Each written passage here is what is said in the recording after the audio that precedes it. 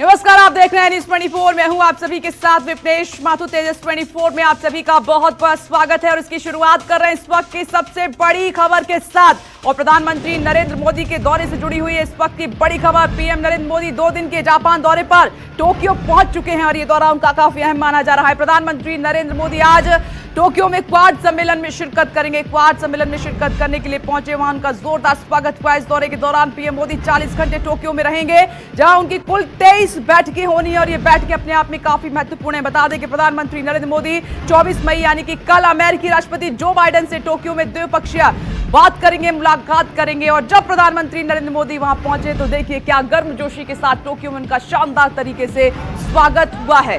ये देखिए,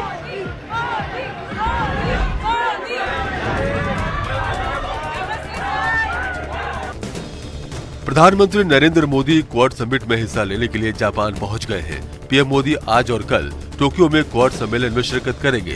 प्रधानमंत्री मोदी 40 घंटे तक जापान में रहेंगे और 23 बैठकों में हिस्सा लेंगे। साथ ही 36 जापानी सीईओ और प्रवासी भारतीयों से बातचीत करेंगे। बैठक में चारों क्वाड देशों के नेताओं के साझा प्रयासों की समीक्षा की जाएगी।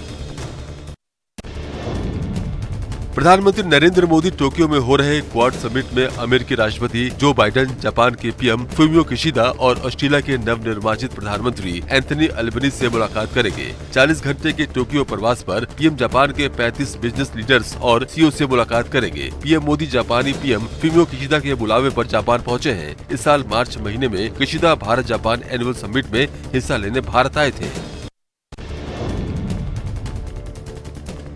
पीएम मोदी अमेरिकी राष्ट्रपति जो बाइडेन से मुलाकात करेंगे। ये 1-to-1 मीटिंग होगी। रूस यूक्रेन युद्ध के दौरान पूरी दुनिया की इस दौरे पर नजर है। पीएम मोदी की ऑस्ट्रेलिया के नए प्रधानमंत्री एंथनी अल्बनीज से भी द्विपक्षीय मुलाकात होनी है। चीन ने पिछले दिनों अमेरिका और जापान पर निशाना साधा था और नकारात्मक कदम उठाने का आरोप लगाया था, जबकि क्वाड का कहना है कि समूह को हिंद प्रशांत क्षेत्र में शांति बरकरार रखने और विकास के लिए बनाया गया है।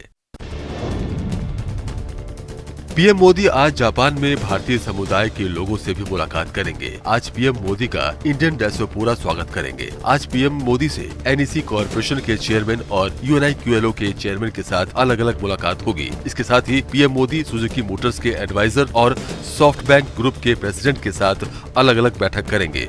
पीएम मोदी आज Indo Pacific economic partnership launch करेंगे। और तेजस 24 में इस वक्त की एक और बड़ी खबर का रुख करते हैं, इस पर भी हमारी नजर रहेगी। ज्ञानवापी मामले से जुड़ी हुई इस वक्त की बड़ी खबर आपकी टीवी स्क्रीन पर। आज फिर से सुनवाई शुरू होगी। वाराणसी जिला कोर्ट कई मामलों में आज सुनवाई करेगा और माना यह जा रहा है कि आज जिला जज की ओर से इस विवादित मामले की सुनवाई की टाइमलाइन पर भी बात कही जा सकती है। इस पर भी नजर रहेगी। और इससे पहले सुप्रीम कोर्ट ने शुक्रवार को मामले की सुनवाई जिला जज को सौंपी थी। अब लोअर कोर्ट इस मामले की सुनवाई करेगा और आज से ये शुरू हो रही है।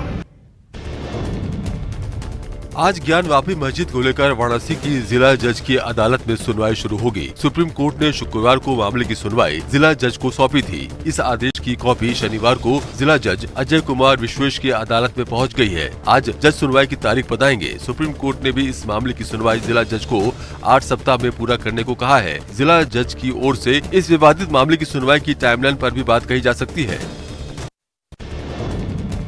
ज्ञानवापी मस्जिद में मिले शिवलिंग की पूजा के अधिकार को लेकर हिंदू पक्ष आज वाराणसी की निचली अदालत में याचिका दाखिल करेगा। काशी विश्वनाथ मंदिर के महंत कुलपति तिवारी ने कहा कि शिवलिंग की पूजा उनका अधिकार है। मांग मेरी, मैं न्यायालय में याचिका दाखिल करूंगा। मांग हमारे वकील साहब पेश करेंगे। मैं इतना बताता हूँ, मैं जो है चाहिए और मैं लेके रहूंगा। पटना के महावीर मंदिर न्यास के सचिव आचार्य किशोर कुणाल ने प्रसिद्ध अंग्रेज विद्वान जेम्स फिलिप्स की किताब बनारस इलस्ट्रेटेड का हवाला देते हुए दावा किया है कि ज्ञानवापी पहले मंदिर ही था। 1669 ईस्वी में औरंगजेब के आदेश से तोड़ा गया था और 1780 ईस्वी में इंदौर की महारानी अहल्याबाई ने उन्होंने सोमनाथ से लेकर के जहाँ जहाँ हिंदुओं के मंदिर टूटे थे वहाँ मंदिर बनवाया था। मुस्लिम धर्मगुरु तौकीर रजा ने ज्ञानवापी मस्जिद के स्वरूप बदलने के लिए साजिश का आरोप लगाया है। हनुमान चालीसा वाला उनका गेम फिलहाल हुआ तो अब उन्होंने उलझा दिया ज्ञानवापी में। इस तरह वो देश के हिंदुओं को उलझाए रहना चाहते हैं ताकि जो देश की मूल समस्याएं हैं, जो असल दिक्कतें, असल परेशानियां हैं, उन पर सवाल ना उठाया जा सके।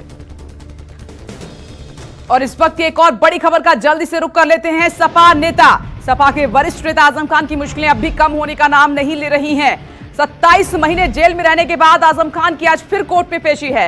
रामपुर की एमपी एमएलए कोर्ट में आज उनकी पेशी होनी है। बताया यह जा रहा है कि 3 मामलों में आजम खान की पेशी होगी। आजम पर आरोप यह है कि तत्कालीन सपा सरकार में मंत्री रहते हुए उन्होंने आसरा कॉलोनी का निर्माण कराया था। निर्माण से पहले इस जमीन पर रह रहे लोगों की बस्ती को अवैध बताकर बुलडोजर चलवा दिया था।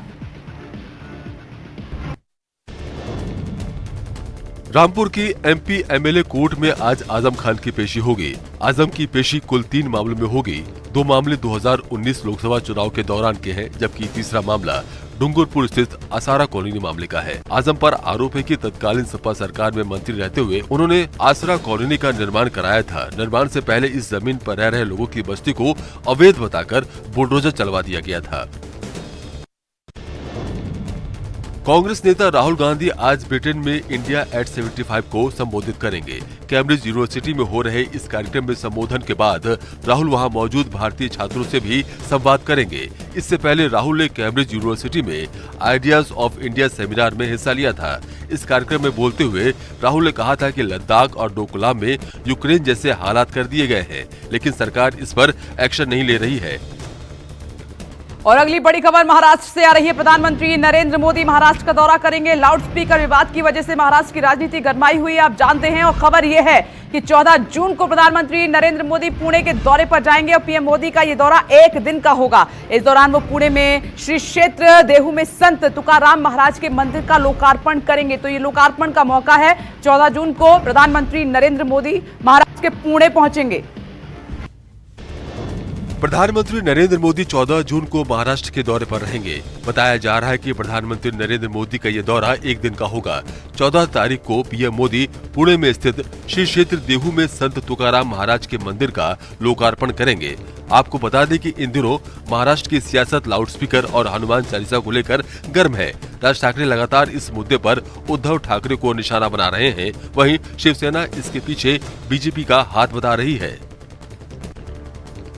और ये गर्मी से राहत भरी खबर है। एक और ब्रेकिंग न्यूज का रुख कर लेते हैं। दिल्ली में सुबह तेज बारिश हुई है, आंधी तूफान के साथ। आंधी तूफान के बाद हुई बारिश से प्रचंड गर्मी से लोगों को राहत मिली है। ये देखिए तस्वीरें सुबह का ये नजारा है दिल्ली एनसीआर का, जिसमें हम आपको दिखा रहे हैं कि तेज बारिश हुई, क्योंकि पारा आपने देखा कि दिल्ली एनसीआर में कभी 45, 46, 47 और 49 तक भी पहुंचा था। और इस वजह से लोग हलकान थे, गर्मी की वजह से परेशान थे। लेकिन इस बारिश ने, इस मौसम के बदलाव ने लोगों को थोड़ी राहत दी है। और एक और बड़ी खबर का रुख कर लेते हैं पश्चिम बंगाल से। इस वक्त की बड़ी खबर, जहां बीजेपी को लगा है बड़ा झटका। बैरकपुर से बीजेपी सांसद अर्जुन सिंह टीएमसी में शामिल हुए हैं। अर्जुन सिंह बंगाल बीजेपी के वाइस प्रेसिडेंट भी थे। 2019 चुनाव से पहले बीजेपी में शामिल हुए थे और बैरकपुर से सांसद भी बने। वे आज ममता बनर्जी से मुलाकात करेंगे। इस मुलाकात पर सबकी नजर है, लेकिन इस तरीके से टीएमसी में जाना सांसद अर्जुन सिंह का बीजेपी के लिए बड़ा झटका माना जा रहा है। पश्चिम बंगाल के बैरकपुर से भाजपा सांसद अर्जुन सिंह ने तृणमूल कांग्रेस का दामन थाम लिया है। वे आज ममता बनर्जी से मुलाकात करेंगे। अर्जुन सिंह बंगाल भाजपा के वाइस प्रेसिडेंट भी थे। वो 2019 के चुनाव से पहले भाजपा में आए थे और बैरकपुर से सांसद बने थे। भाजपा पर तंज कसते हुए अर्जुन सिंह ने कहा कि एसी कमरों में बैठकर राजनीति नहीं की जा सकती। इसके लिए आपको लोगों के बीच पहुंच बनानी होगी। राहुल गांधी के लंदन वाले बयान से नाराज अमित शाह ने जमकर हमला बोला। 8 राज्यों में कांग्रेस के शासन से पैसा भ्रष्टाचार की भेंट चल। एक मुख्यमंत्री भूमि पूजन करता था, दूसरा उसकी घोषणा करता था और शायद तीसरा उसका उद्घाटन करता था। केंद्रीय गृह मंत्री अमित शाह ने अरुणाचल प्रदेश में सुरक्षा समीक्षा बैठक की। बैठक के बाद उन्होंने भारत तिब्बत सीमा पुलिस, अन्य सीएपीए और भारतीय सेना और अन्य सुरक्षा संगठनों के जवानों से मुलाकात की और उनका हौसला बढ़ाया। समीक्षा बैठक के बाद शाह ने जवानों के साथ विशेष बड़ा खाना यानी भोजन किया।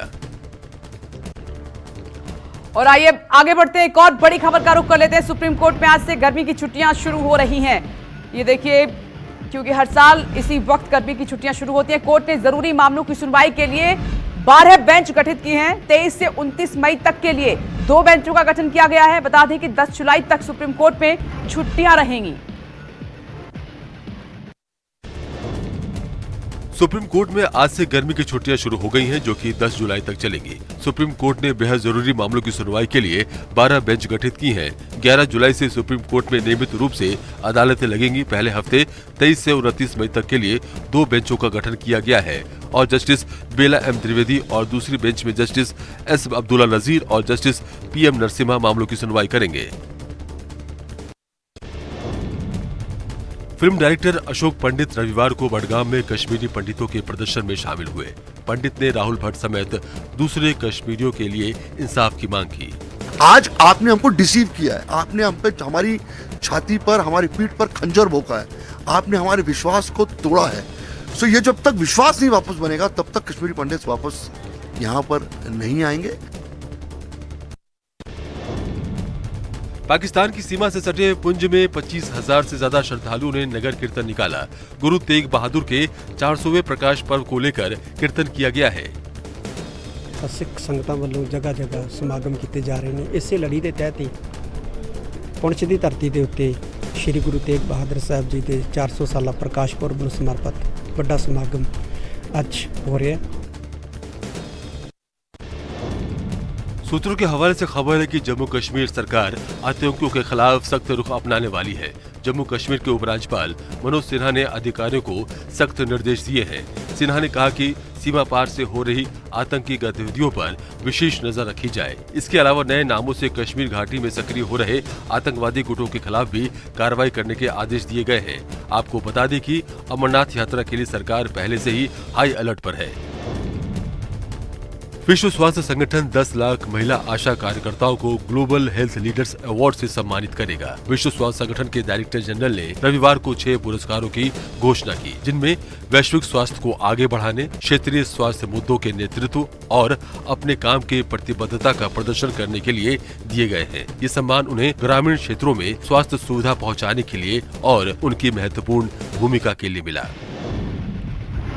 तेजस 24 में एक और ब्रेकिंग न्यूज का रुख कर रहे थे। यूपी विधानसभा में आज से शुरू होगा बजट सत्र। राज्यपाल के अभिभाषण से बजट सत्र की शुरुआत होगी और 26 मई को सदन में योगी सरकार बजट पेश करेगी। बता दें कि यूपी विधानसभा में आज से ई विधान सिस्टम भी लागू हो जाएगा। विधानसभा में विधायकों की सीटें बढ़ाई गई हैं और हर सीट पर टैबलेट रख दिए गए हैं।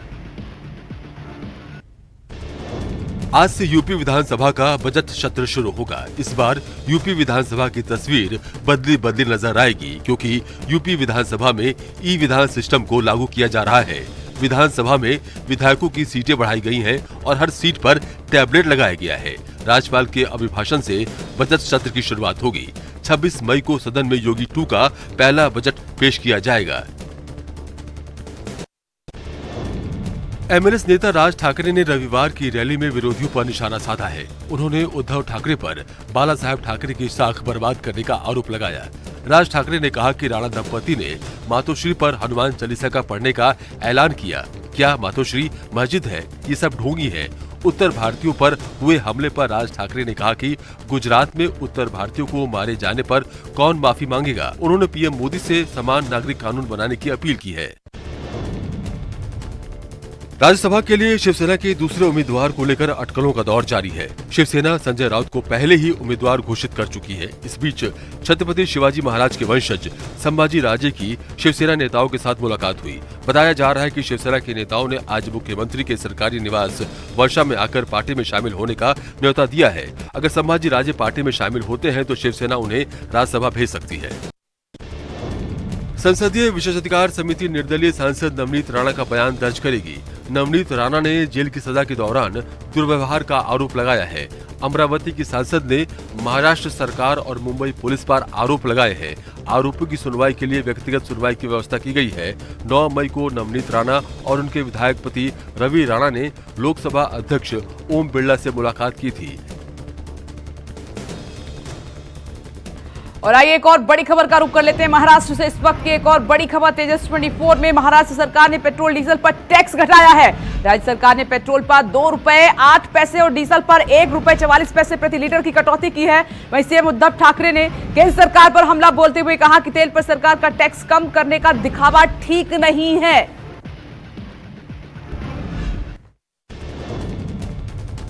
केंद्र के बाद महाराष्ट्र सरकार ने पेट्रोल डीजल पर टैक्स घटा दिए हैं। उद्धव सरकार ने तेल पर वैट कम कर दिए हैं। राज्य सरकार ने पेट्रोल पर 2 रुपए 8 पैसे और डीजल पर 1 रुपए 44 पैसे प्रति लीटर की कटौती की गई है।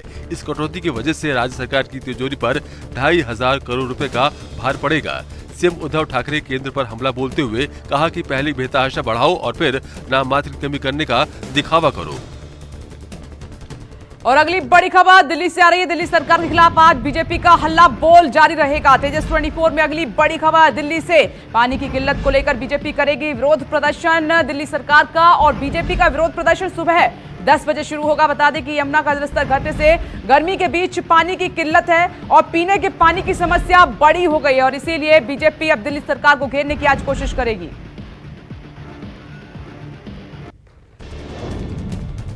दिल्ली में पानी की किल्लत को लेकर बीजेपी आज विरोध प्रदर्शन करेगी। बीजेपी का प्रदर्शन सुबह 10 बजे से होगा। दिल्ली में गर्मी में पानी की सप्लाई कम हो रही है, जिसकी वजह से लोगों को भारी परेशानी हो रही है। बीजेपी के कार्यकर्ता पानी की किल्लत को लेकर दिल्ली सरकार के खिलाफ आज मोर्चा खोलेंगे। यमुना का जलस्तर घटने से गर्मी के बीच पीने के पानी की बड़ी समस्या पैदा हो गई है। राजधानी में पीने के पानी की मांग 1260 मिलियन गैलन पर डे है। दिल्ली में जल संकट बरकरार है। यमुना नदी का जलस्तर लगातार घट रहा है। वजीराबाद बैराज में जलस्तर 674.5 फीट से घटकर 678.3 फीट रह गया है। दिल्ली जल बोर्ड के मुताबिक पीने के पानी की आपूर्ति लगभग 40% कम हो गई है, जिसकी वजह से दिल्ली के कई इलाकों में पानी की समस्या लगातार बनी हुई है। वजीराबाद, चंद्रवाल और ओखला वाटर ट्रीटमेंट प्लांट में सप्लाई कम होने की वजह से पेयजल किल्लत बढ़ती जा रही है। दिल्ली में धीरे धीरे कोरोना की रफ्तार कम हो रही है। पिछले 24 घंटे की बात करें तो दिल्ली में 365 नए कोरोना के केस सामने आए हैं, तो वहीं दिल्ली में कोरोना से 1 की मौत हुई है। दिल्ली में अब कोरोना के एक्टिव केस 1912 है, तो वहीं 530 ऐसे मरीज हैं जो कोरोना को मात देकर अपने घर वापस चले गए हैं। दिल्ली में कोविड-19 के कंटेनमेंट जोन की संख्या फिलहाल 676 है, जबकि अस्पतालों में कोविड-19 के 114 मरीज भर्ती है, जिनका इलाज जारी है। और इसी खबर के साथ तेजस 24 में वक्त एक छोटे से ब्रेक का। फौरन हाजिर होंगे, आप देखते रहिए न्यूज़ 24। नमस्कार, मैं हूं मानक गुप्ता। अगर आपको हमारा ये वीडियो पसंद आया हो तो इसे लाइक और शेयर जरूर करें और हाँ, हमें सब्सक्राइब और फॉलो करना ना भूलें ताकि आप देश और दुनिया की कोई खबर मिस ना करें। तो जुड़े रहिए हमारे साथ और देखते रहिए न्यूज़ 24।